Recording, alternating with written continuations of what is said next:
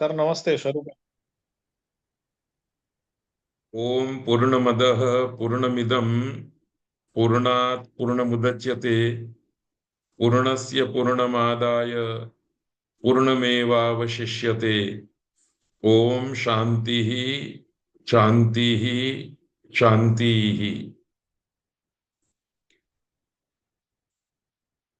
भारतीय ज्ञान परंपरा के प्रकाश स्तंभ, संस्कृत भाषा के महान वैयाकरण आचार्य पाणिनि के तर्पण के लिए महर्षि वेद विज्ञान एकेडमी आंबावाड़ी अहमदाबाद के उपक्रम से आयोजित अष्टाध्यायी के 84 घंटे के इस पाठ सत्र में उपस्थित आप सभी लोगों का फिर से एक बार हार्दिक स्वागत है। हम अब तक 24 व्याख्यान पूरे कर चुके हैं। आज 25वां व्याख्यान है। समास प्रकरण चल रहा है।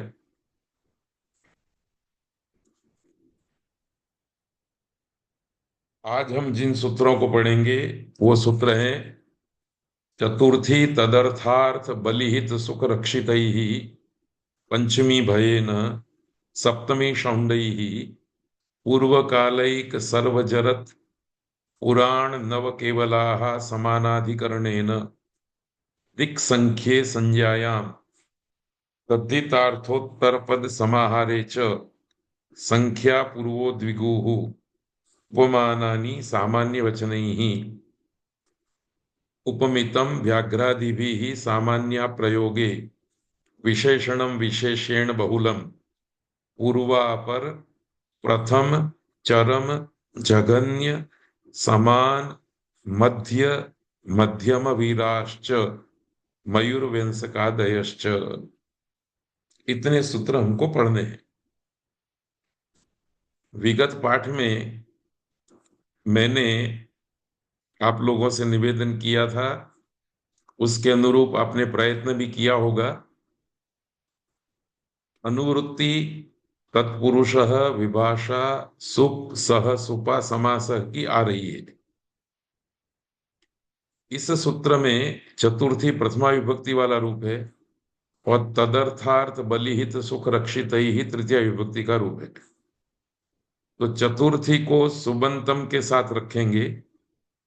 चतुर्थ्यंतम सुबंतम,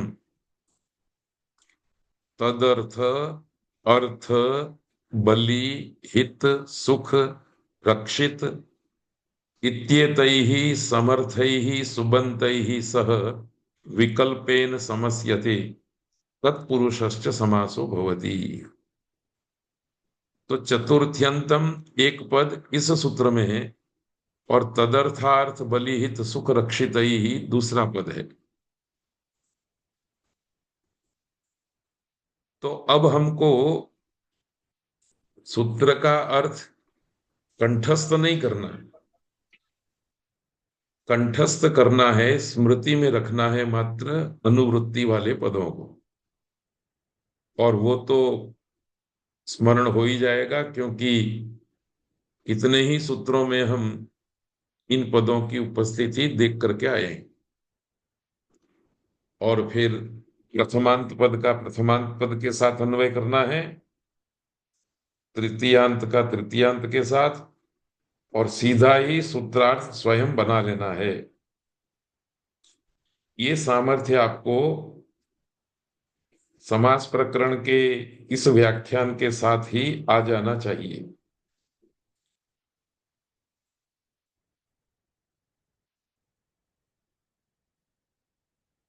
सूत्र का अर्थ हिंदी में: चतुर्थ्यंत सुबंत पद का तदर्थ तथा अर्थ बलिहित सुख रक्षित इन समर्थ सुबंतों के साथ विकल्प से समास होता है और वह तत्पुरुष समास है।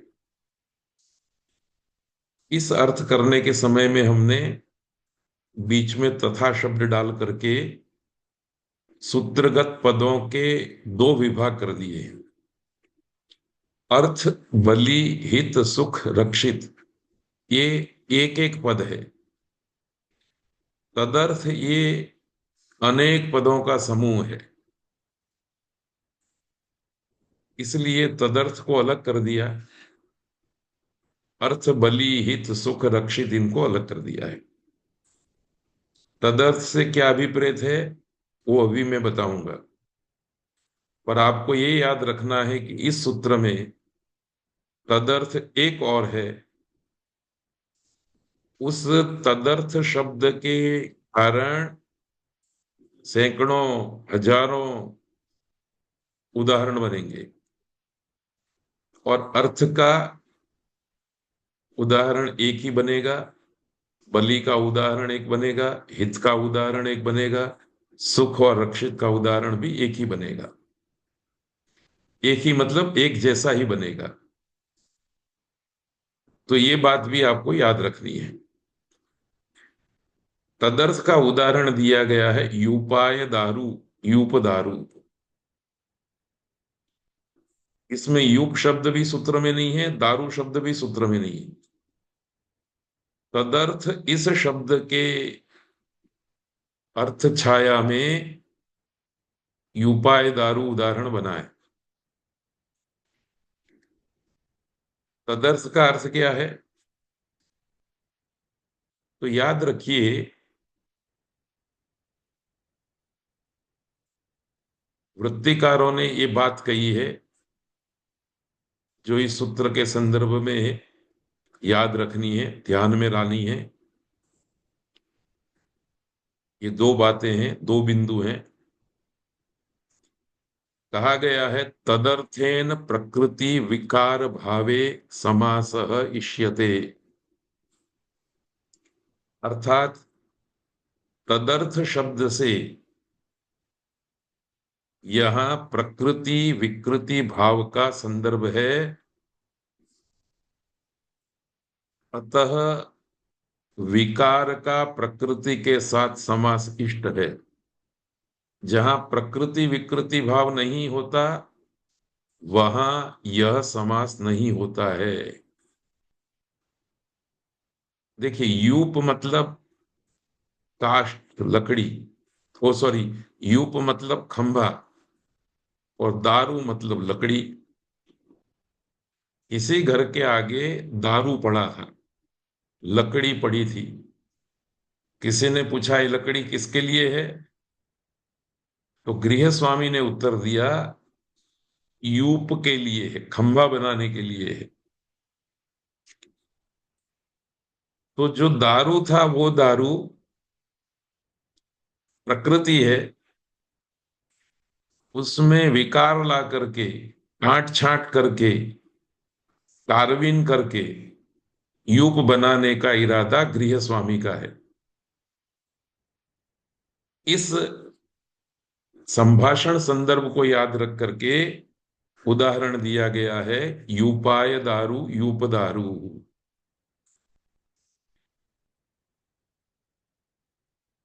आप ऐसा समास नहीं कर सकते अग्नय दारू,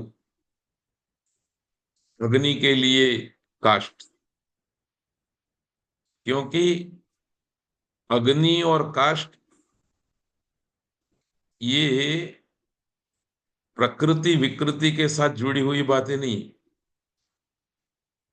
पर खिलौने के लिए दारू, यूप के लिए दारू, भवन के कुर्सी के लिए दारू,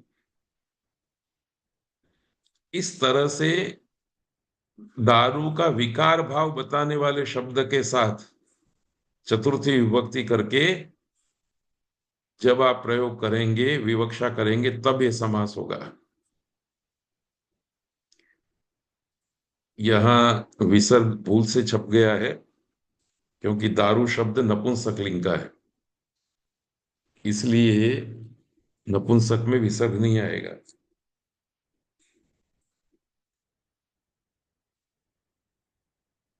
तो जब जब प्रकृति विकृति भाव होगा किसी ने सोने का टुकड़ा अपने पास रखा हुआ है, तो भाई किसके लिए सोने का टुकड़ा है? तो बोला कि हम इससे माला बनाएंगे। तो मालायै सुवर्णम, माला सुवर्णम। अभी जो सुवर्ण है वो प्रकृति है, और इस प्रकृति में से माला रूप विकार होने वाला है। ऐसे ही देखिए, दूध और दही का है। कहीं पर दूध रखा हो, मालिक को पूछा जाए दूध किसके लिए है, तो बोला दही के लिए। तो दूध प्रकृति है और दही विकृति है। ये मिट्टी है किसके लिए है? घड़े के लिए है। ये मिट्टी है किसके लिए? ईंट बनाने के लिए है।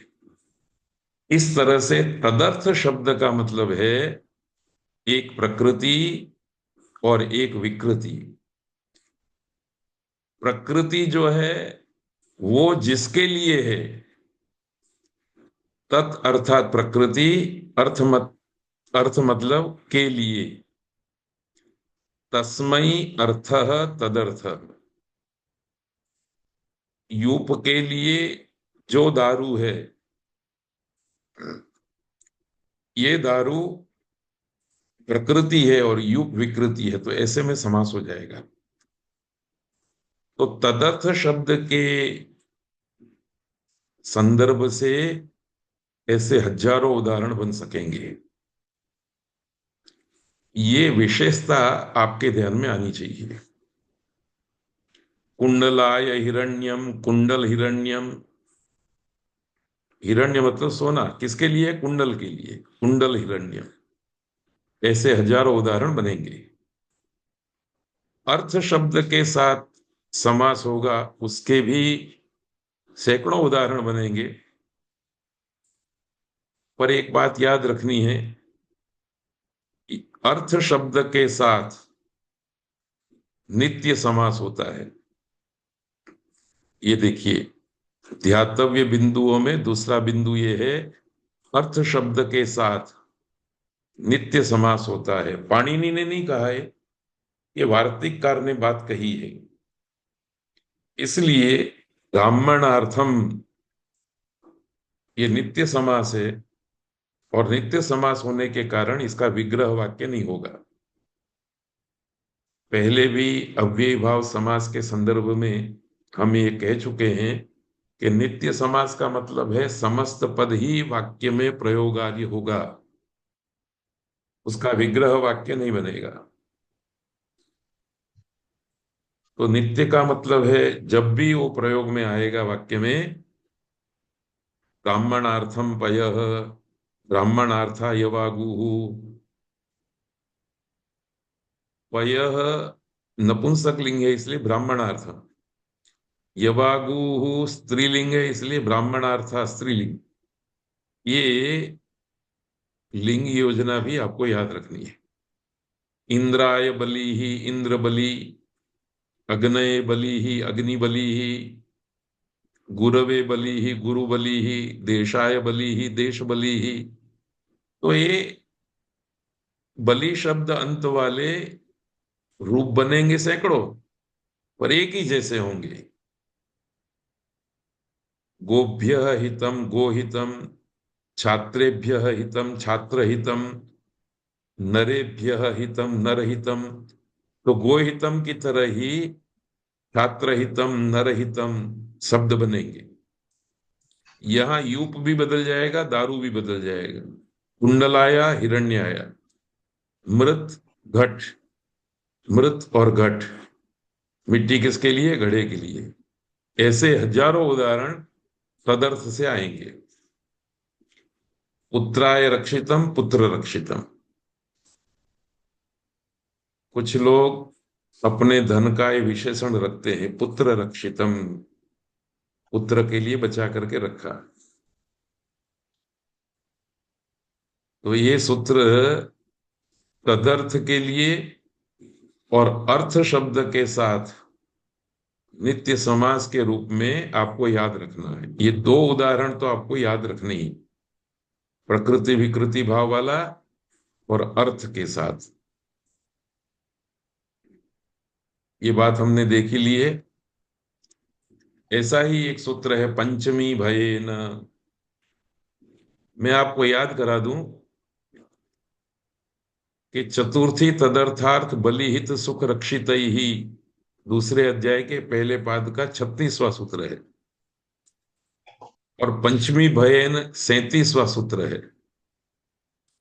तो 36 के बाद तुरंत 37 आ गया, तो आपको ये समझ लेना है कि चतुर्थी तत्पुरुष के लिए दूसरा कोई सूत्र नहीं है।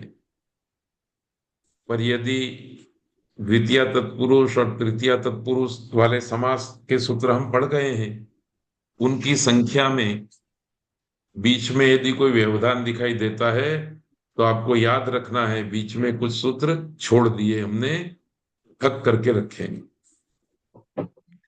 इसमें भी दो ही पद है। अब मेरे को ज्यादा व्याख्यान नहीं करना है। पंचमी का पंचम्यंतम सुबंतम भय शब्देन समर्थेन सुबंतेन सह विकल्पेन समस्यते तत्पुरुषश्च समासो भवति। पंचम्यंत पद कोई भी हो, एकमात्र भय शब्द के साथ समास को प्राप्त होता है।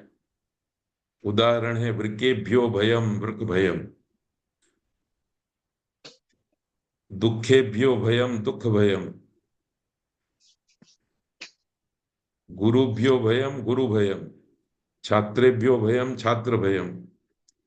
भयम पीछे आएगा और ये प्रयोग बनते रहेंगे। तो पंचमी विभक्त्यंत पद का मात्र भय के साथ समास होता है। ये एक बात याद रखनी है। दूसरी बात इस प्रसंग में ये याद रखनी है कि गुजराती हिंदी में भय शब्द पुल्लिंग में प्रयुक्त होता है, पर संस्कृत में भय शब्द नपुंसकलिंग है, भयम, भयः नहीं। तो ये जो लिंग भेद है हमारी प्रांतीय भाषाओं में और संस्कृत में, वो भय शब्द के साथ भी है।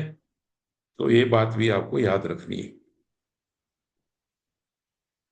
सप्तमी शौंडई ही। अब आप देखिए, अभी हमने सूत्र पढ़ा पंचमी भयन 37वां, 38वां, 39वां, दो सूत्र ढक करके रखे हैं। वो दो सूत्र पंचमी अंत वाले सुबंत का किसी के साथ समास का विधान करेंगे। तो वो बहुत प्रचलित ज्यादा प्रयोग नहीं है, इसलिए उनको हमने अभी संभाल करके रखा है। सप्तमी शौंडई ही। शौंड शब्द में बहुवचन का प्रयोग किया है इस सूचना को देने के लिए कि शौंड वगैरह शब्द को आप ध्यान में रखना। शौंड एक शब्द नहीं है, ऐसे अनेक शब्द हैं। सूत्रकार उसी तरह से सप्तम यंतम सुबंत सुबंतम शौंडादिभिः समर्थैः सुबन्तैः सह विकल्पेन समस्यते तत्पुरुषश्च समासो भवति। सूत्रार्थ के ये वाक्य में अनेक बार आपको सुना चुका हूं। मुझे ये अनुभव हो रहा है कि आपको ये सूत्र, ये वाक्य भी कंठस्थ हो ही गया होगा, समझ में भी आ गया होगा और जिह्वा पर भी बैठ गया होगा, कंठस्थ भी हो गया होगा। सप्तम्यंत सुबंत का शौंड इत्यादि समर्थ सुबंतों के साथ विकल्प से समास होता है, और वह तत्पुरुष समास होता है। क्षेषु शौंड, अक्ष शौंड। अक्ष ये जुए के खेल का वाचक शब्द है, और शौंड मतलब निपुण, होशियार, चालाक। तो ये सप्तमी तत्पुरुष समास का सूत्र है। अब आगे हमने 40 के बाद कुछ सूत्र छोड़ दिए हैं, 39वें सूत्र पर आ गए सीधे। इस सूत्र की अभी इसलिए उपस्थिति जरूरी है कि इसमें एक बहुत महत्व का शब्द है, समानाधिकरणेन। तो आइए इस सूत्र को भी पढ़ लेते हैं। पूर्व कालिक सर्वजरत पुराण नव केवला समानाधिकरणेन। समानाधिकरणेन तृतीय विभक्ति, नव केवला प्रथमा विभक्ति। अगेन प्रथमा और तृतीया वाले पद है। पूर्व काल च एक च सर्व च जरत च पुराणं च नवम च केवलम च, ऐसे सब पद यहाँ प्रयुक्त है। इनमें भी दो विभाग है। पूर्व काल शब्द अनेक स्थितियों का बोध कराने वाला है, और एक सर्व जरत पुराण नव और केवल एक एक ही शब्द है। ये हम आगे देखेंगे। समानाधिकरण शब्द का अर्थ है समानम अधिकरणम यस्य स समानाधिकरण। समान है अधिकरण जिसका। अधिकरण का लोक व्यवहार में अर्थ है आधार स्थान। जैसे एक पलंग, उसमें एक और बेटा बैठा है, एक और माँ बैठी है। तो माँ और बेटे को बैठने का आधार, अधिकरण, एक पलंग है। इसलिए एक ही पलंग पर बैठे हुए माता को और पुत्र को समानाधिकरण कहेंगे। पुत्र उठ करके कुर्सी पर बैठ जाए, माँ खाट पर ही बैठी रहे, पलंग पर ही बैठी रहे, तो समानाधिकरण टूटता है। उसको व्यधिकरण कहते हैं। व्यधिकरण का मतलब है विविध अधिकरण। एक का बैठने का आधार खाट है, पुत्र का बैठने का आधार स्थान कुर्सी है। खाट अलग वस्तु है, कुर्सी अलग वस्तु है, इसलिए वो व्यधिकरण हो गया। तो लोक व्यवहार में समानाधिकरण और व्यधिकरण का जो दृश्य है, वही दृश्य शब्द में भी लागू पड़ता है। प्रत्येक शब्द अर्थ में बैठता है।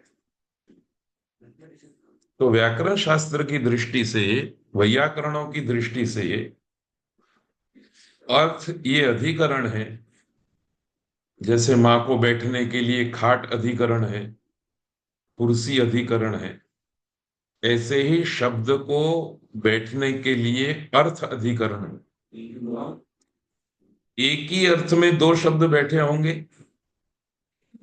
जैसे खाट पर माता और पुत्र बैठे थे, एक ही खाट पर माता और पुत्र बैठे थे, तो समझ लेना वहां समानाधिकरण है। पर एक शब्द एक अर्थ में बैठा है, दूसरा शब्द दूसरे अर्थ में बैठा है, दोनों को बैठने का अधिकरण अलग अलग है। तो ऐसे दो शब्दों को समानाधिकरण नहीं कहा जाता, बल्कि व्यधिकरण कहा जाता है। तो ये सूत्र समानाधिकरण की बात करता है।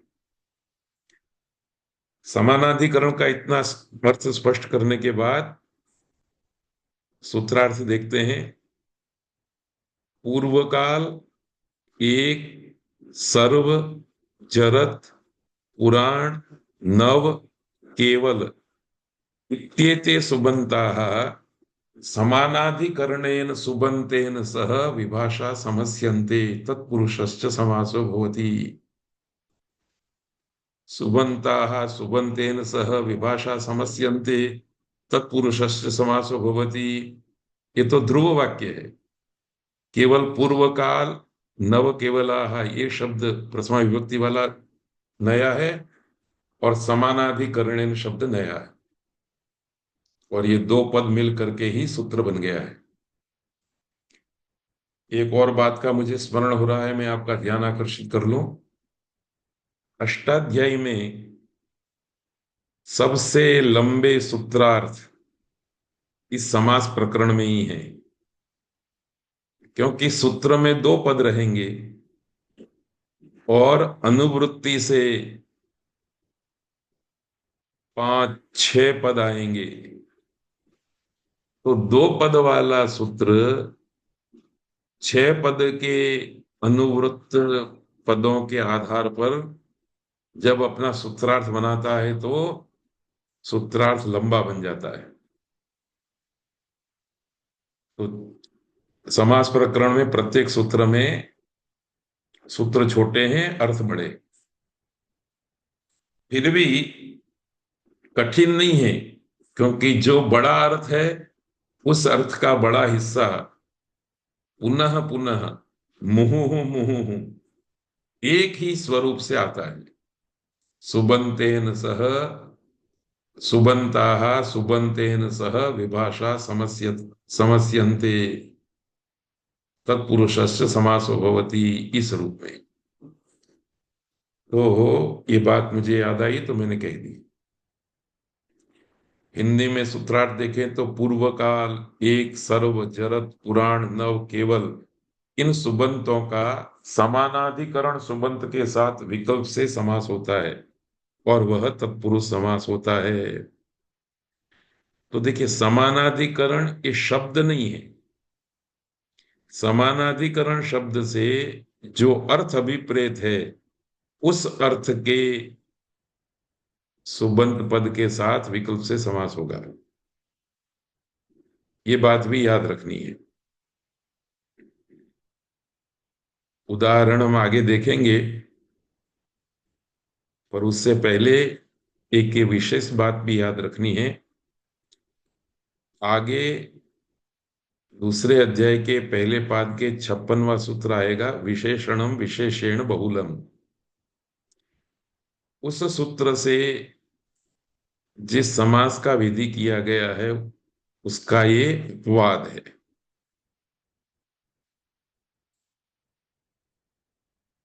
कैसे अपवाद है और इस अपवाद का फायदा क्या है, इसकी चर्चा में विशेषणम विशेषण बहुलम सूत्र पर करूंगा और थोड़ा सा निर्देश आगे वाली स्लाइड में भी करूंगा। तो याद रखिए, ये समानाधिकरण पद वाला पहला ही सूत्र है और वो अपवाद सूत्र के रूप में आया है। उदाहरण इसके हैं, स्नातश्च अनुभुक्तश्च, स्नातानुभुक्तः। स्नात मतलब नहाया हुआ, अनुभुक्त मतलब भोजन जिसने कर लिया है, ऐसा। अब नहाने की क्रिया करने वाला व्यक्ति भी वही है। स्नात शब्द भी देवदत्त के अर्थ में बैठा है, अनुभुक्त भी देवदत्त के अर्थ में बैठा है। देवदत्त की जगह पर आप किसी को भी रख सकते हैं। एक शिष्य है, वो स्नात भी है और अनुभुक्त भी है। तो स्नात शब्द शिष्य का वाचक है, स्नात शब्द शिष्य के अर्थ में वर्तमान है, अनुभुक्त शब्द भी शिष्य के अर्थ में वर्तमान है। इसलिए दोनों शब्द शिष्य रूपी अर्थ में बैठे होने के कारण समानाधिकरण है, और समानाधिकरण होने के कारण दोनों पदों का समास हो गया। एकश्चासौ वेद्यश्च, च असौ, च ते, असौ, तद। ये इसीलिए रखे जाते हैं पद, सर्वनाम पद, जो समानाधिकरण का भाव बता सके। एक और वही वेद्य, एक वेद्य।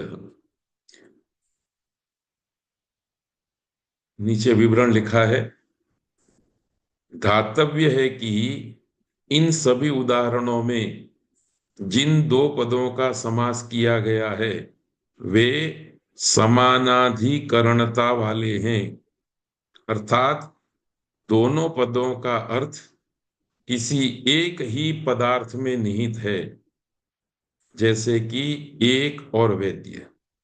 एक का अर्थ एकत्व है, वेद्य का अर्थ वेद्यत्व है। एकत्व और वेद्यत्व एक ही जगह पर पड़ा हुआ है, इसलिए एक वेद्य, यह प्रयोग होगा। सर्वे च ते मनुष्या, इसको हम ऐसे भी कह सकते हैं कि जो सभी है वो मनुष्य है, और जो मनुष्य है वो सभी है। जो हस्ती है वो जरत है, वृद्ध है, और जरत जो है वो हस्ती है। पुराण जो है वो ही अन्न है, और अन्न है वो ही पुराण है। इस तरह से समानाधिकरण जहां दिखाई देगा वहां पूर्व काल, स्नात पहले के काल का, अनुभुक्त दूसरे, उसके बाद के काल का। तो पूर्व काल के वाचक स्नात शब्द का अनुभुक्त इस समर्थ, अनुभुक्त इस समानाधिकरण वाले सुबंत के साथ समास हो गया।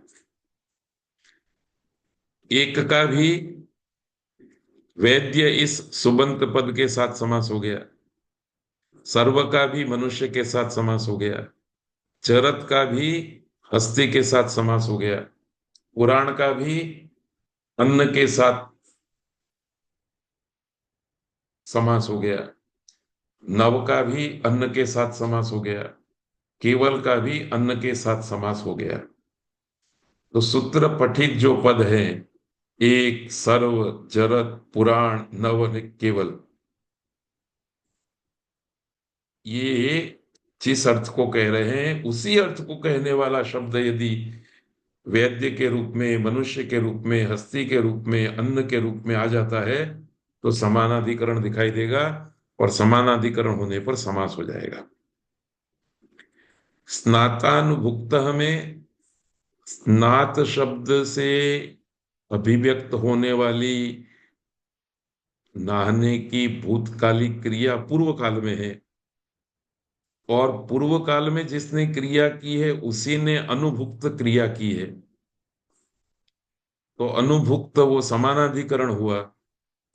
तो स्नात इस पूर्व काल की क्रिया का, पूर्व काल की क्रिया के वाचक सुबंत का अनुभुक्त इस समानाधिकरण के साथ समास हो गया है। तो जब भी कोई व्यक्ति दो क्रिया करेगा, पहली क्रिया और दूसरी क्रिया, पहली क्रिया पूरी हो गई होगी, दूसरी क्रिया भी भूतकाल में आ जानी चाहिए। वर्तमान काल होगा तो समास नहीं होगा। तो ऐसे में कितने ही उदाहरण बन जाएंगे। पठितश्च, लिखितश्च, पठित लिखिता। विद्यार्थी कैसा है? पहले पढ़ा और फिर लिखा, इस तरह से। तो आप लोग भी जब अवकाश मिले तो ऐसे नए नए शब्द प्रयोग की कल्पना कीजिए, और अपने द्वारा कल्पित शब्दों का परस्पर परीक्षण भी करा लेना चाहिए।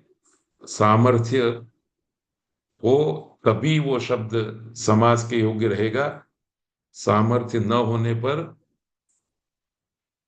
टेक्निकली समास होते हो सकता था, फिर भी नहीं होगा।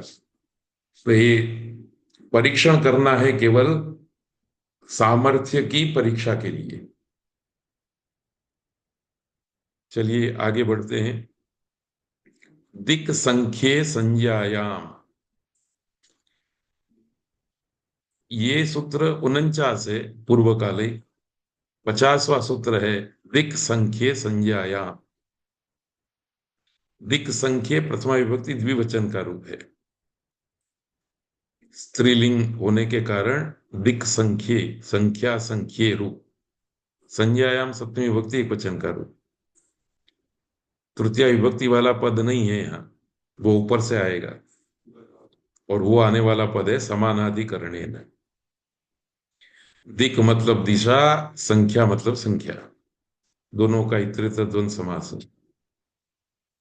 सूत्रकार से दिग्वाचिनः संख्यावाचिनः च सुबन्ताः समानाधिकरणेन समर्थेन सुबन्तेन सह समस्यन्ते संज्ञायां विषये तत्पुरुषः च समासो भवति। संज्ञायाम ये संदर्भ दे दिया, संज्ञा का संदर्भ होना चाहिए, किसी के नाम का संदर्भ होना चाहिए। यदि वो किसी का नाम नहीं है तो समास नहीं होगा। तो ये बात बहुत महत्व की है, उदाहरण में और स्पष्ट होगी बात।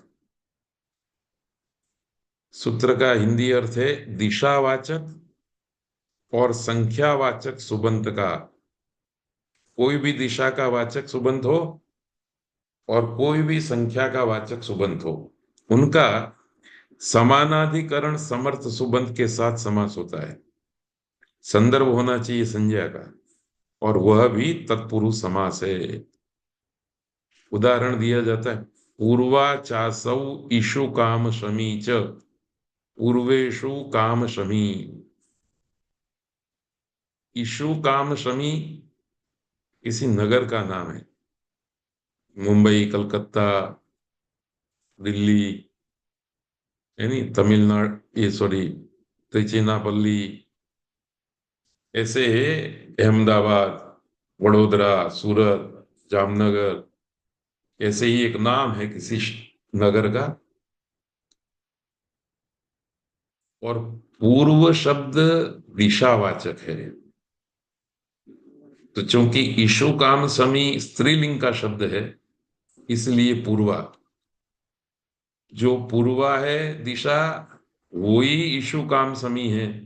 जो ईशु काम समी है वही पूर्व दिशा है। दोनों का मिलकर के समास हो गया पूर्वेशु काम समी। अर्थात कल्पना कीजिए कि ईशु काम समी इतना बड़ा शहर है, इसमें से जो पूर्व का हिस्सा है, वो पूर्व का हिस्सा भी ईशु काम समी है, और चूंकि पूर्व दिशा में इसलिए पूर्व भी वही है। तो पूर्व भाग के ईशु काम शमी नगर के हिस्से को पूर्वेशु काम शमी कहेंगे। संख्यावाचक शब्द का समास का उदाहरण है, पंच च ते आम्राः पंचाम्रः, पंचाम्रः। सप्त च ते ऋषयः सप्तर्षयः।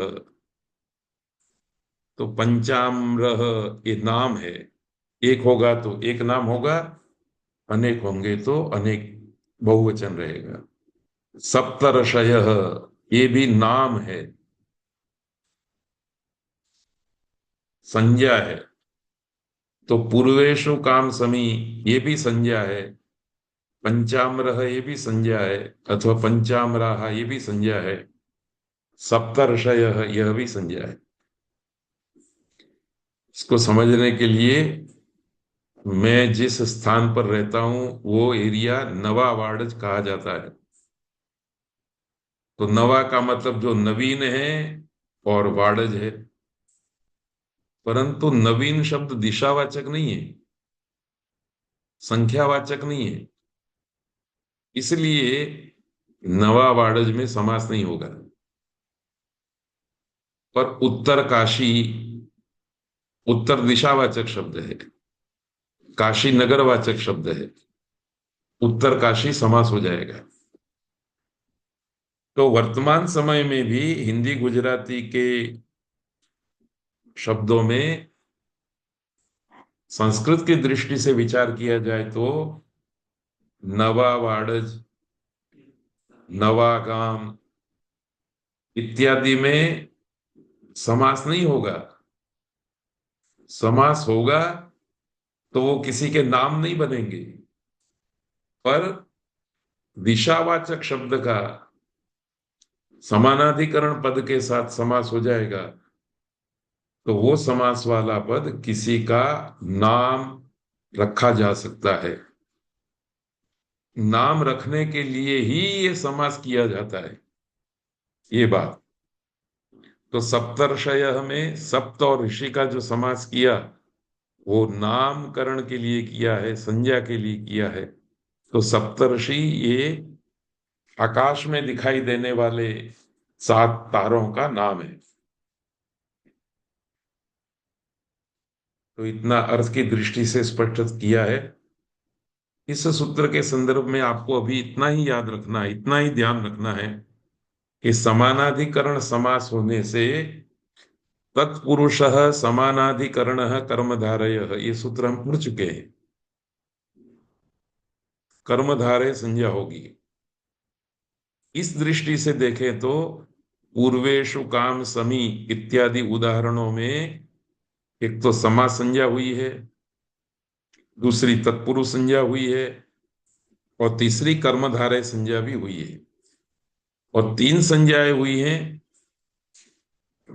तो इन तीनों संज्ञा के फल देने वाले विधि सूत्र हमको याद करने पड़ेंगे। आगे आएंगे तो उनका उपयोग करना पड़ेगा। तो जितनी संज्ञाएं होती हैं, उन संज्ञाओं का स्मरण हमको रखना है। और दूसरी बात, उन संज्ञाओं का स्मरण रखने के बाद उन संज्ञाओं से मिलने वाले फल की स्मृति भी करनी है। आप ये 2 काम करेंगे तो रूप सिद्धि की प्रक्रिया में कोई बाधा नहीं आएगी। आने वाले कल को, मतलब इसके बाद का जो व्याख्यान होगा, उसमें हम समास प्रयोग के रूप सिद्धि की प्रक्रिया भी देखेंगे। उसमें भी आपको यह अनुभव होगा कि केवल मात्र संज्ञा करनी है और संज्ञा का फल लेना है। तो विशेष चर्चा आने वाले व्याख्यान में करेंगे। तो इस सूत्र के संदर्भ में अभी तक तो आप 2 संज्ञाएं तो करते थे, समास और तत्पुरुष, समास और अव्ययीभाव, समास और तत्पुरुष, समास, तत्पुरुष, और द्विगु संज्ञा भी एक आ चुकी। ऐसे ही यहां समास और तत्पुरुष संज्ञा के साथ साथ कर्मधारय संज्ञा भी आ गई। आगे चलते हैं। ये एक सूत्र है, तद्धितार्थोत्तर पद समाहारे च। यहां तद्धितार्थ त में दीर्घ होना चाहिए था, ये नीचे छपा हुआ है, इसमें रह गया है किसी कारण। ये सूत्र भी थोड़ा समझ लेते हैं, थोड़ा आयास करना पड़ेगा, पर यदि आपको समझ में नहीं आता है तो चौथा अध्याय पढ़ेंगे तो ये सूत्र और स्पष्ट हो जाएगा। अभी हम बहुत सरलता से इस सूत्र को आपके सामने, इस सूत्र का अर्थ उद्घाटित करेंगे। इसमें एक ही पद है और बाद में च है। ये जो तद्धितार्थोत्तर पद समाहारे पद है, उसमें 3 पद हैं। तद्धितस्य अर्थः, तद्धितार्थः एक पद, दूसरा पद है उत्तर पद, और तीसरा पद है समाहार। तो तद्धितार्थः च, उत्तर पदम च, समाहारः च, ये तीनों मिलकर के शब्द बना है तद्धितार्थोत्तर पद समाहारम तस्मिन् समाहारे। एक वचन है, इसलिए समाहार द्वंद्व समास है, इतरेतर नहीं। इतरेतर द्वंद्व समास करते तो बहुवचन करना पड़ता है। ऊपर से अनुवृत्ति देखिए कितने पदों की आ रही, दिक् संख्ये समानाधिकरणेन तत्पुरुषः विभाषा सुप सह सुपा समास। तो समानाधिकरणेन तृतीयांत पद है। यदि आपको कोई अर्थ नहीं आता है तो इतना तो आ ही जाना चाहिए कि तद्धितार्थोत्तर पद समाहार में समानाधिकरण के साथ सुबंत का समास होता है। ये सप्तमी विभक्ति का पद है, इसलिए इस संदर्भ में, इस विषय में ये अर्थ आएगा, तृतीया नहीं। सूत्रार्थ देखते हैं।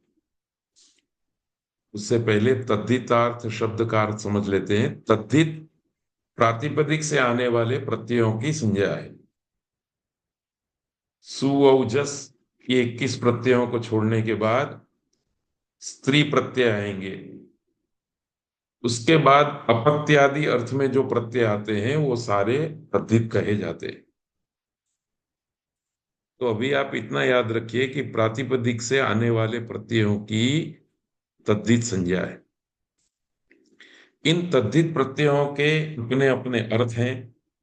उन अर्थों को कहने के लिए सूत्रकार ने शब्द प्रयोग किया है तद्धितार्थ। तद्धित के कौन कौन से अर्थ हैं, तो दो अर्थ की चर्चा हम करेंगे और उसका उदाहरण भी देखेंगे। जरा इस सूत्र का अर्थ देख लेते हैं। तद्धितार्थे अर्थात तद्धितोत्पत्ति विषये उत्तर पदे च परतः समाहारे अभिधेये दिक् संख्ये सुबन्ते समर्थेन समानाधिकरणेन सुबन्तेन सह विभाषा समस्येते तत्पुरुषश्च समासो भवति। देखिए, याद रखिए, दिशावाचक और संख्यावाचक सुबंत का समर्थ ऐसे समानाधिकरण सुबंत के साथ विकल्प से समास होता है और वह तत्पुरुष समास होता है, ये अर्थ है।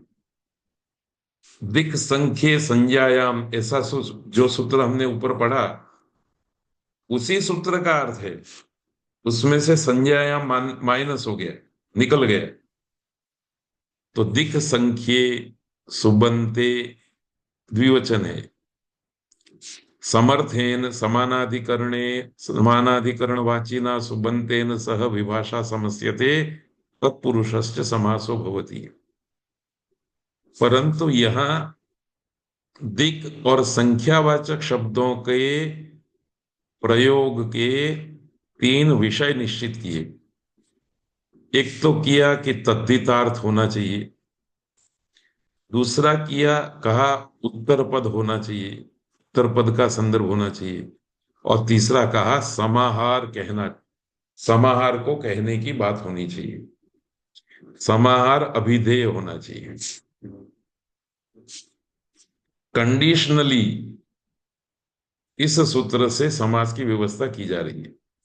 जो तद्धितार्थ नहीं होगा, जो उत्तर पद नहीं होगा, जो समाहार अभिधेय नहीं होगा, तो दिशावाचक और संख्यावाचक सुबंतों का समर्थ समानाधिकरण पद के साथ समास नहीं हो सकेगा। ये बात भी याद रखना। तो थोड़ा सूत्र का प्रवृत्ति स्थल व्यापक है, इसलिए हिंदी में हमने एक, तद्धितार्थ का विषय होने पर, दो, उत्तर पद के परे रहने पर, तथा तीन, समाहार के वाच्य होने पर दिशावाची तथा संख्यावाची सुबंतों का समर्थ समानाधिकरणवाची सुबंतों के साथ विकल्प से समास होता है और वह तत्पुरुष समास होता है। तद्धितार्थ, उत्तर पद और समाहार, ये तीन, दिशावाचक और संख्यावाचक के दो। तो इसको हम इसकी गिनती करेंगे तो कुल 6 हो जाएंगे। कैसे, देखिए, दिशावाचक और तद्धितार्थ में उसका उदाहरण दिया जाता है, पूर्वस्याम शालायाम भवः पौरोशाला। पहले मैं एक बार पाठ कर लेता हूं, फिर बताता हूं। संख्यावाचक और तद्धितार्थ, पंचसु कपालेषु संस्कृतः पंचकपाल। तीसरा, दिशावाचक और उत्तर पद के पर में रहने, पूर्वाशाला प्रिया यस्य पूर्वशाला प्रियः। संख्यावाचक और उत्तर पद, पंच गावो धनम यस्य स पंचगव धन। समाहार में दिक् शब्द का प्रयोग नहीं होता है, इसलिए इसका कोई उदाहरण नहीं बनता है। इसलिए पांचवा जोड़ा जो है वो निरस्त हो गया। समाहार और दिक्, इसकी कोई योजना नहीं हो पाती, सामर्थ्य ही नहीं है। पर संख्या और समाहार का सामर्थ्य है, इसलिए उसका उदाहरण दिया, पंचानाम पूलानाम समाहारः पंचपूली, अष्टानाम अध्यायानाम समाहारः अष्टाध्यायी। तो जिस ग्रंथ को हम पढ़ रहे हैं उस ग्रंथ का नाम अष्टाध्यायी इसलिए है कि वो 8 अध्यायों का समाहार है। तो अष्ट इस संख्यावाचक का समाहार के संदर्भ में अध्याय के साथ समास हो गया तो शब्द बन गया अष्टाध्यायी। अब देखिए, पहली बात आपको तद्धितार्थ के संदर्भ की बतानी है।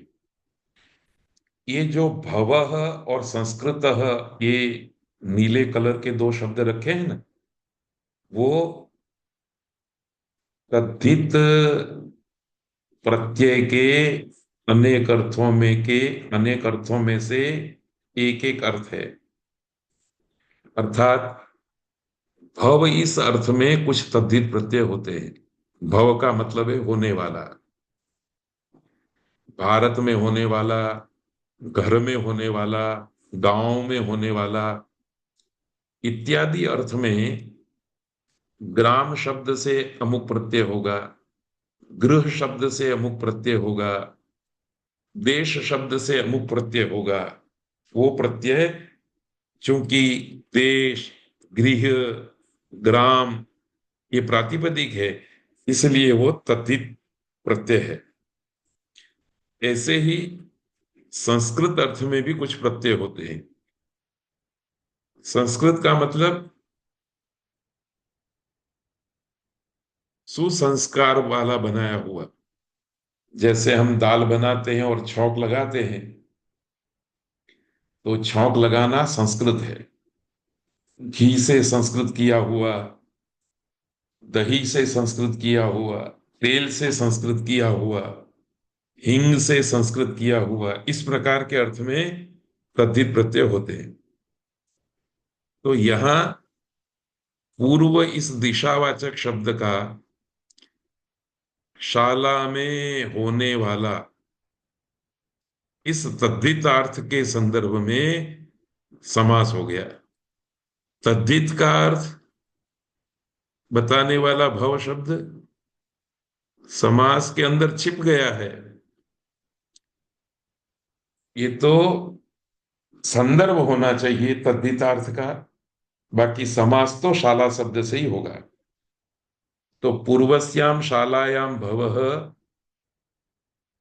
पूर्व दिशा की शाला में होने वाला, किसी भी मकान की पूर्व दिशा के हिस्से में होने वाला कोई पेड़ है या कोई कुआं है, कोई भी वस्तु है, उसको पौरुषाला कहेंगे। पंचसु कपालेषु संस्कृतः, 5 कपालों में तैयार किया गया, संस्कृत किया गया, वो पंच कपालः कहा जाता है।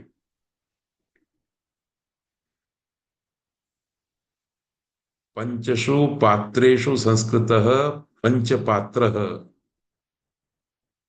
ऐसा प्रयोग हम विचार सकते हैं।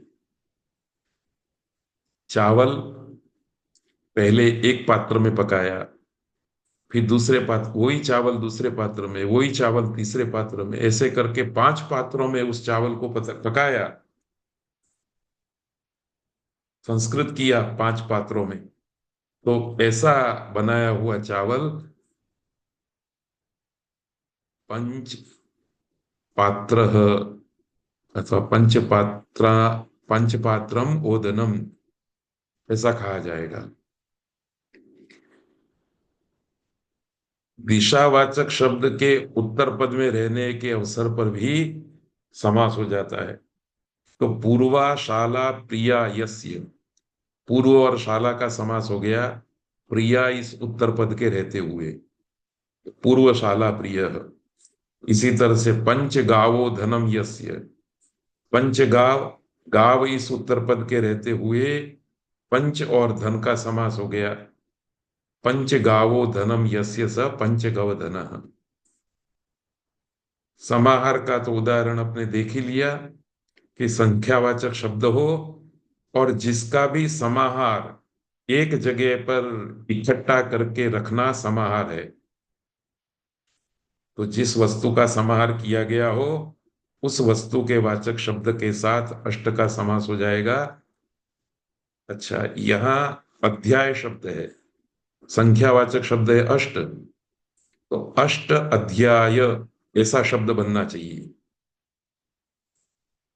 अष्ट अध्यायी स्त्रीलिंग कैसे बन गया? पंचपुली स्त्रीलिंग कैसे बन गया? इसका उत्तर जानने के लिए आपको कुछ देर प्रतीक्षा करनी पड़ेगी। पर आपको इस बात का अभिज्ञान हो जाना चाहिए कि कोई संज्ञा हुई है, उस संज्ञा के फल के कारण पुल्लिंग था वो स्त्रीलिंग हो गया है। तो ये सब करामात, ये सब प्रक्रिया का जो परिवर्तन है, उसके मूल में कोई न कोई संज्ञा है। इस बात को आप याद रखिए। देखिए, एक सूत्र आया, ये भी संज्ञा सूत्र है, संख्या पूर्वो द्विगुहु। ये समास नहीं करता है, ये सूत्र करता है तद्धितार्थोत्तर पद समाहारे। इस सूत्र के अंदर संख्या पूर्व में है जिसकी, उसका जो समास किया गया है उस समास की द्विगु संज्ञा होती है। तो संख्या पूर्व में है ऐसा समास हमने अष्टाध्यायी में पंचपुली में किया।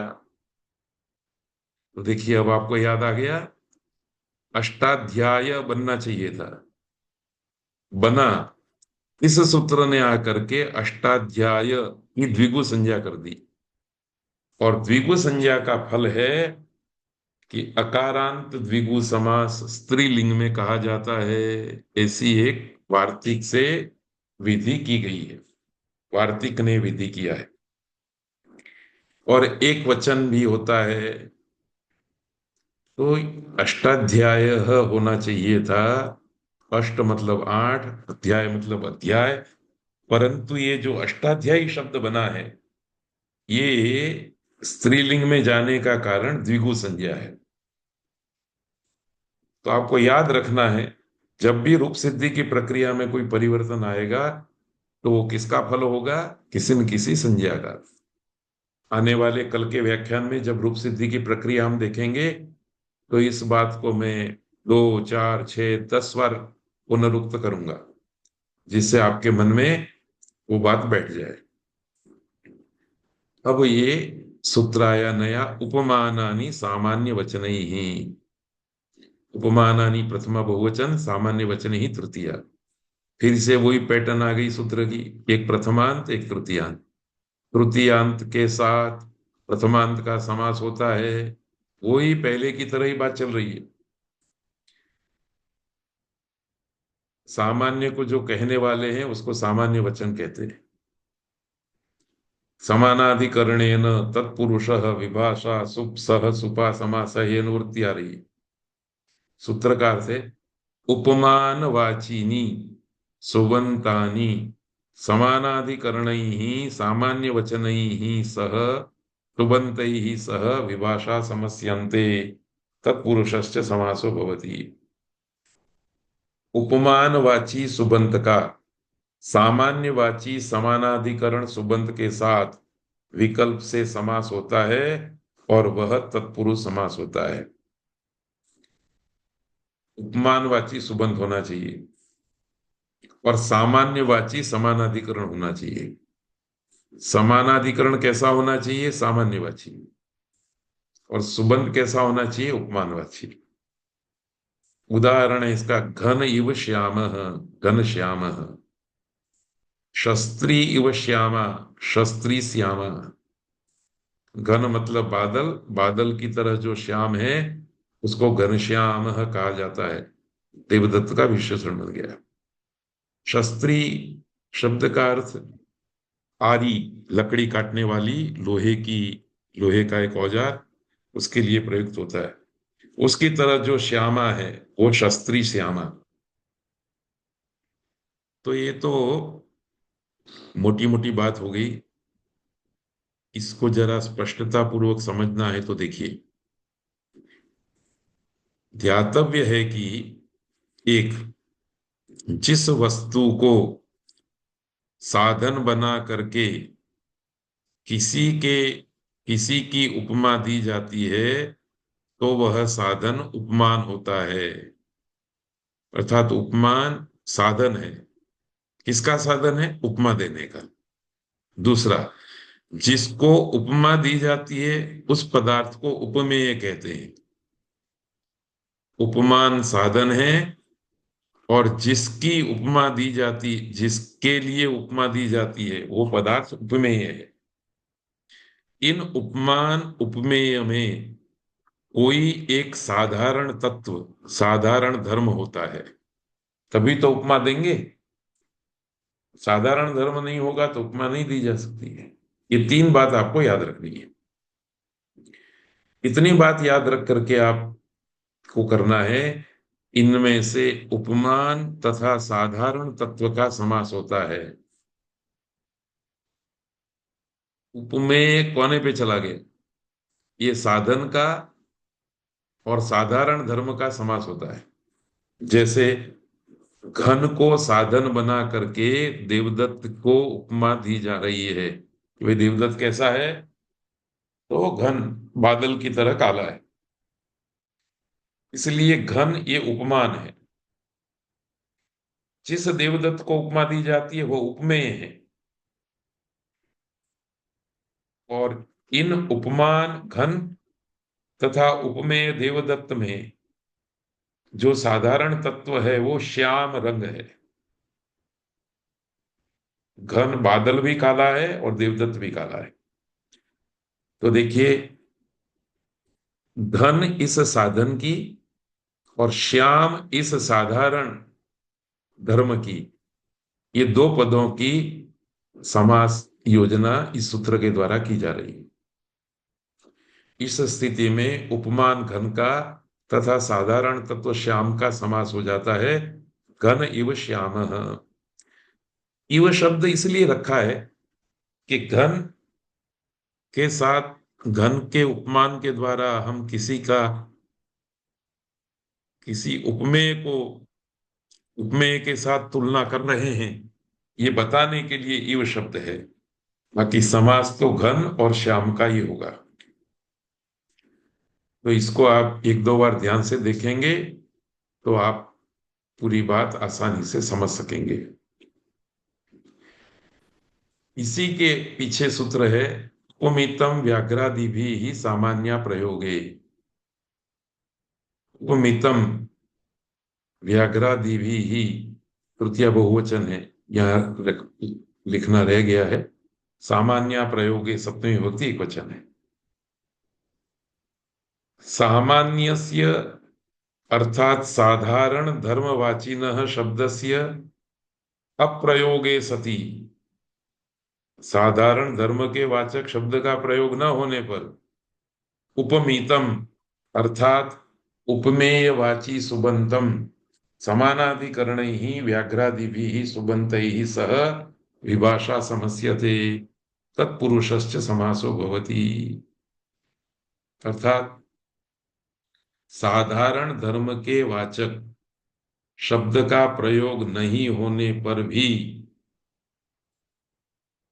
ही प्रयोग नहीं होना चाहिए, साधारण धर्म का वाचक शब्द का प्रयोग नहीं होना चाहिए, तब उपमेय वाचक सुबंत का समानाधिकरण व्याघ्र आदि सुबंतों के साथ विकल्प से समास होता है और वह तत्पुरुष समास होता है।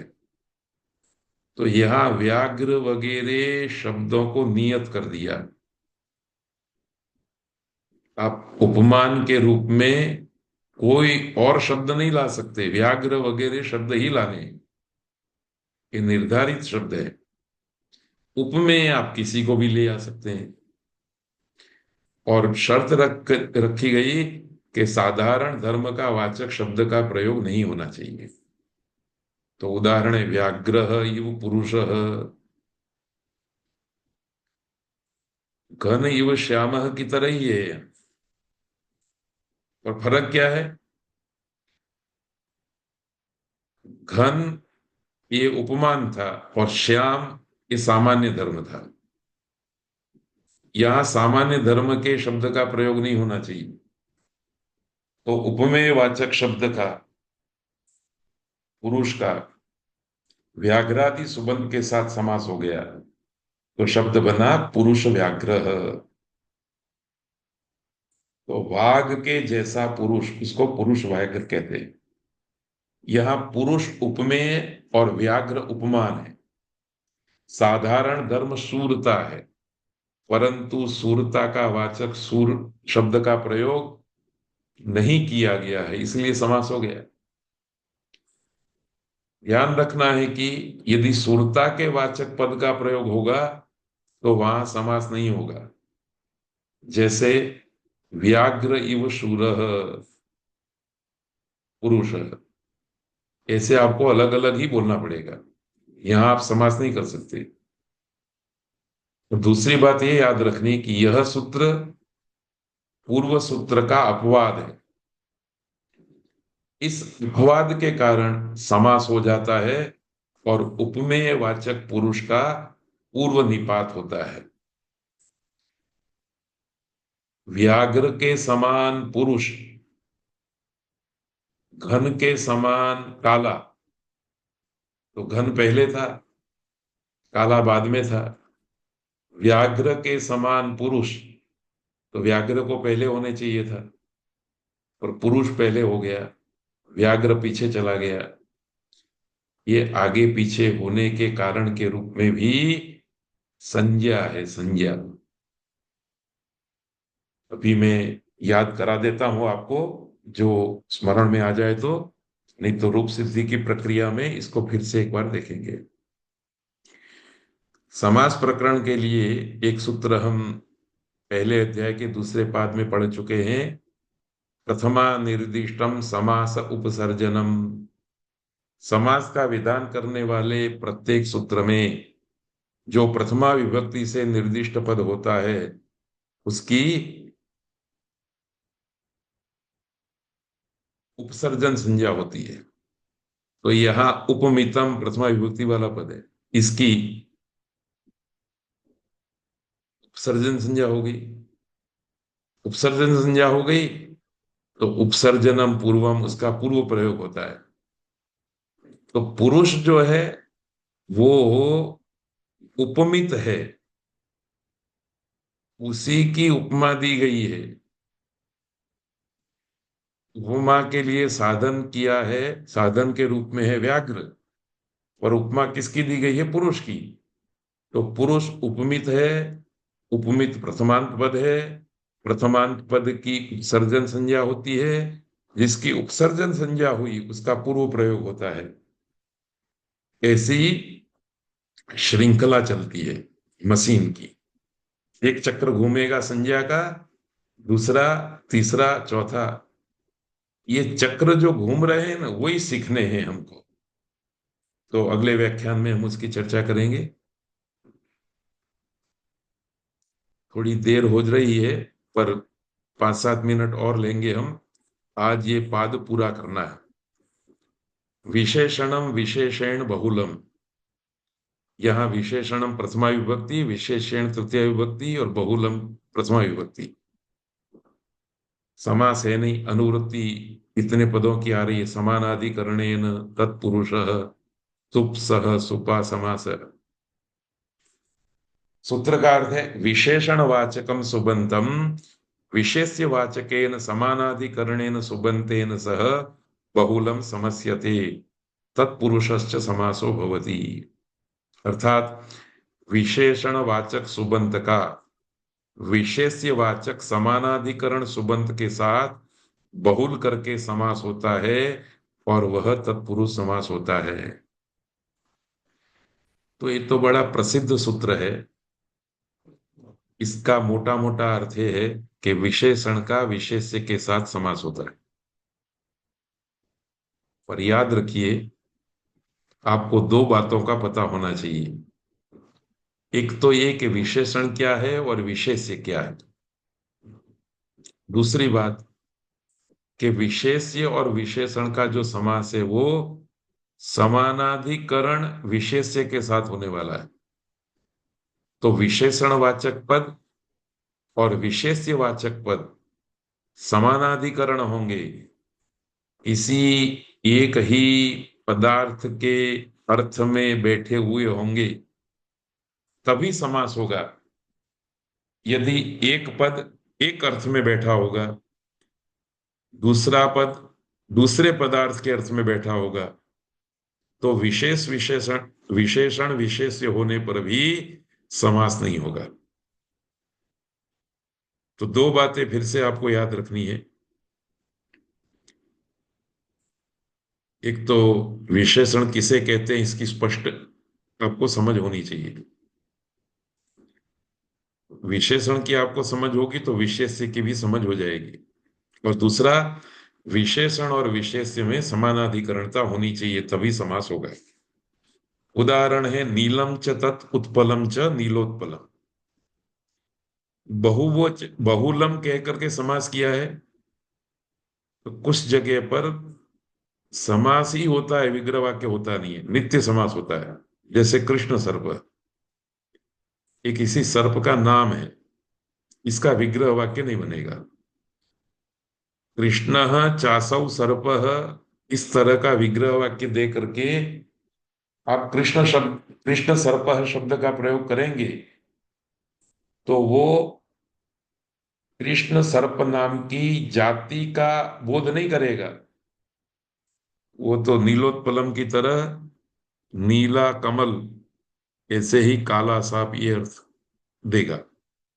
और कृष्ण शब्द सर्प इस सांप की एक जाति वाला शब्द, एक सांपों की एक जाति का बोध कराने वाला है, इसलिए वो नित्य समासी होता है, इसका कोई विग्रह वाक्य नहीं बनता है। ये सब व्यवस्था बहुलम पद के रखने से प्राप्त होती है। बहुल का अर्थ हम पहले देख ही गए हैं। विशेष्य विशेषण को समझने के लिए इस स्लाइड पर ध्यान रखिए। विशेषण किसको कहते हैं? तो एक वाक्य, भेदकम विशेषणम भेद्यम विशेष्यम, अर्थात जो किसी पदार्थ में कुछ विशेषता बता करके भेद करने वाला होता है शब्द, वह भेदक शब्द विशेषण होता है। और जिसमें भेद किया जाता है वह भेद्य विशेष्य होता है। जैसे आपने पुष्पम शब्द बोला तो दुनिया भर के पुष्प का स्मरण हो जाएगा। ये पुष्पम शब्द दुनिया भर के पुष्पों का वाचक है, इस पुष्प का भी वाचक है, इसका भी, इसका भी, इसका भी, सबका वाचक है।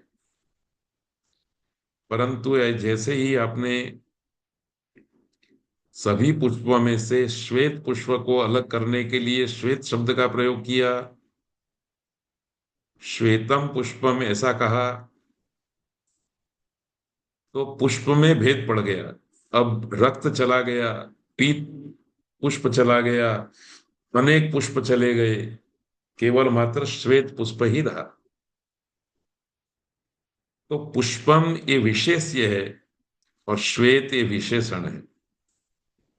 विशेष्य को जब बोलते हैं तो संपूर्ण का बोध हो जाता है, उसमें से अमुक का बोध करने के लिए और अमुक को छोड़ देने के लिए विशेषण का प्रयोग होता है। इसलिए शास्त्रों में विशेषणम व्यावर्तकम भवति ऐसा भी कहा गया है कि विशेषण व्यावर्तक होता है। तो इस श्वेत शब्द का प्रयोग आपने पुष्प के साथ कर दिया, श्वेतम पुष्पम, तो इस श्वेत शब्द ने रक्त फूल को अपने घर में भेज दिया, पीत को अपने घर में भेज दिया, नीले काले सारे पुष्पों को हटा दिया वहां से, व्यावर्तक, उनको धक्का दे करके दूर कर दिया। और मात्र सफेद रंग के जो फूल थे उन्हीं का बोध होता रहेगा। तो ये मुझे लगा कि बात करनी चाहिए। अनेक भी विशेषण है, क्योंकि अनेक शब्द का प्रयोग करने से ये एक एक जो फूल है वो सब व्यावर्त हो गए, दूर चले गए। जो अनेक है उन्हीं का अर्थ लिया जाएगा। ऐसे विशेषण का विशेष्य के साथ समास होता है। पर याद रखना है कि पुष्प शब्द सुगंध देने वाले, कोमल आकार वाले एक पदार्थ का वाचक है, और श्वेत भी उसी पदार्थ का वाचक है, इसलिए समानाधिकरण है, तो समास हो जाएगा। यदि श्वेतता कपड़े में है और बात फूल की हो रही है, तो वहां सामर्थ्य नहीं है, समर्थता नहीं है, और समर्थता नहीं है तो समास भी नहीं होगा। नीलम चादह उत्पलम नीलोत्पलम, रक्तम चादह उत्पलम रक्तोत्पलम। नील तथा रक्त विशेषण है, जबकि उत्पल विशेष्य है। दोनों का समास हो गया है। यह विशेष्य विशेषण का समास बहुल करके होता है। ये बहुल प्रयोग प्रायः वेद में होते हैं, पर फिर भी कहीं पर इस समास की नित्य प्रवृत्ति होती है। उदाहरण है कृष्ण सर्पः, नित्य होने से इसका विग्रह वाक्य नहीं होगा। और कुछ जगह पर समास नहीं होता विशेष विशेषण होने पर भी, जैसे रामः जामदग्न्यः। राम शब्द से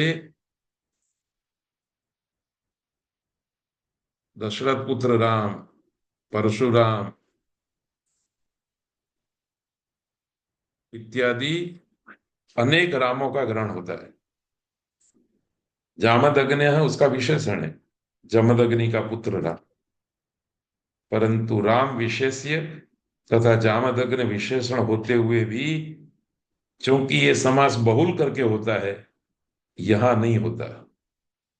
तो कहीं नित्य समास हो जाना, कहीं विकल्प से समास होना, कहीं समास न होना, ये विविध प्रकार का जो विधि है वो बहुलम इस पद के कारण है, इस सूत्र में पड़े हुए बहुलम पद के कारण।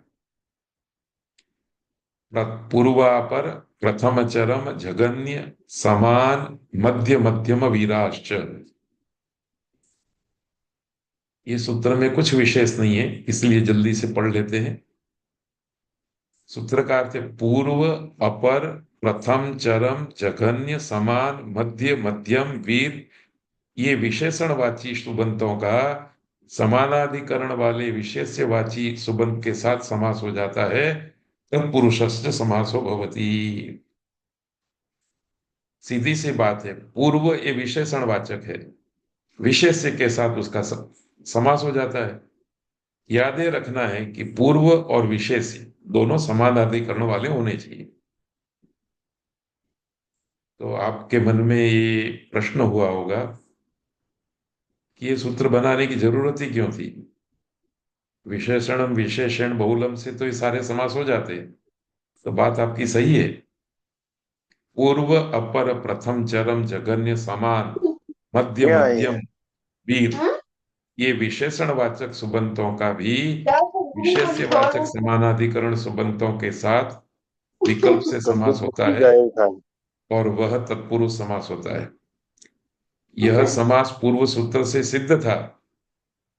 पुनः यह सूत्र प्रपंचार्थ है। प्रपंच मतलब विस्तार करने के लिए। इसको न किया होता तो भी चल सकता था। तो देखिए, यह सूत्र प्रपंच के लिए है। वस्तुतः पूर्व सूत्र से ही, अर्थात विशेषणम विशेषण बहुलम से ही समासित था। महर्षि पाणिनि ने अष्टाध्यायी में कुछ स्थानों पर प्रपंच के लिए भी सूत्र रचे हैं, पर ऐसे स्थान अधिक नहीं है, थोड़े ही है, पर है अवश्य। इसमें से हमको ये बोध मिलता है कि मानव जीवन में भी कभी कभी प्रपंच आवश्यक हो जाता है, पर कुछ ही प्रसंग में, कुछ ही स्थान में, सर्वत्र नहीं। तो प्रपंच होना चाहिए जीवन में, पर कभी कभी किसी विशिष्ट स्थान में। पूर्व चासव पुरुषः पूर्व पुरुष, ये सब विशेषण और विशेषण का समास है। एक और बात कहने की इच्छा हो रही है, जो अध्ययन अध्यापन के कार्य में जुड़े हुए हैं, वो एक सुंदर रिसर्च आर्टिकल तैयार कर सकते हैं, स्टडी आर्टिकल तैयार कर सकते हैं। इस सूत्र में पूर्व, अपर, प्रथम, चरम, जघन्य, समान, मध्य और वीर, इतने विशेषणों का प्रयोग किया गया है। पीछे पुरुष शब्द आया है और ये अर्थ देता है पहला पुरुष, दूसरा पुरुष, प्रथम पुरुष, अंतिम पुरुष, जघन्य पुरुष, समान पुरुष, बीच का पुरुष और वीर पुरुष। तो किसी भी नाटक में जो पुरुष पात्र है उसके साथ पूर्व, अपर, प्रथम, चरम, जघन्य, समान, मध्य और वीर, इनमें से कौन सा विशेषण जुड़ सकता है और किस घटना के संदर्भ में जुड़ सकता है, ये बता करके हम किसी भी महापुरुष के जीवन में ये पूर्व आदि घटाकर उनका चरित्र चित्रण कर सकते हैं। तो ये भी एक अनूठा प्रयास है। आप बात समझ गए हो तो कीजिए, अभी विस्तार नहीं करना है। अंतिम सूत्र है इस पाद का, मयूर व्यंसकादयश्च। मयूर व्यंसक ये गण है। गणपाठ नाम के एक ग्रंथ के अंदर पाणिनि ने मयूर व्यंसक ये पहला शब्द रखा है और उसके बाद में कुछ शब्द रखे हैं। तो मयूर व्यंसक गण के अंदर जिन शब्दों को रखा गया है उनकी तत्पुरुष संज्ञा होती है और ये निपातन है। निपातन का मतलब होता है गण पाठ में जिस रूप से उपदेश कर दिया, आपको वहां से वो पद उठाने हैं और भाषा में प्रयोग करने हैं। ये सूत्र इसलिए बनाया कि गणपाठ में से जब आप वो शब्द उठाएंगे तो वो आपके द्वारा उठाया हुआ वो शब्द इस सूत्र से तत्पुरुष संज्ञा पालेगा। तत्पुरुष संज्ञा पाएगा तो तत्पुरुष संज्ञा से मिलने वाले फल भी उसको मिलेंगे, रूप सिद्धि की प्रक्रिया में उसका उपयोग होगा। तो इतनी सी बात इस संदर्भ में है। मयूर व्यंसक, इसका कोई विग्रह वाक्य नहीं होगा, कुछ भी नहीं होगा। बस ये गणपाठ में पढ़ा था, आप उसका प्रयोग कीजिए। इसको हम व्यवहारिक भाषा में कहें तो रेडीमेड शब्द है, बस बाजार से खरीदे और सीधे पहन लेने हैं। आपको कुछ नहीं करना है, कोई काट छाट नहीं करनी है। इसी तरह से जितने भी शब्दों को निपातित किया गया है उन सारे शब्दों के प्रति हमारा व्यवहार रेडीमेड वस्त्रों की तरह होता है। जो शब्द हैं वैसे के वैसे हमको प्रयोग करने हैं। उनके अंदर कौन सा प्रत्यय हुआ, क्या आगम हुए, क्या आदेश हुए, इसकी कोई चर्चा हमको नहीं करनी होती है। तो इसी के साथ अष्टाध्याय के दूसरे अध्याय का पहला पाठ पूरा हुआ। सबको प्रणाम करते हुए आज विराम लेते हैं। सर्वेभ्यो नमः।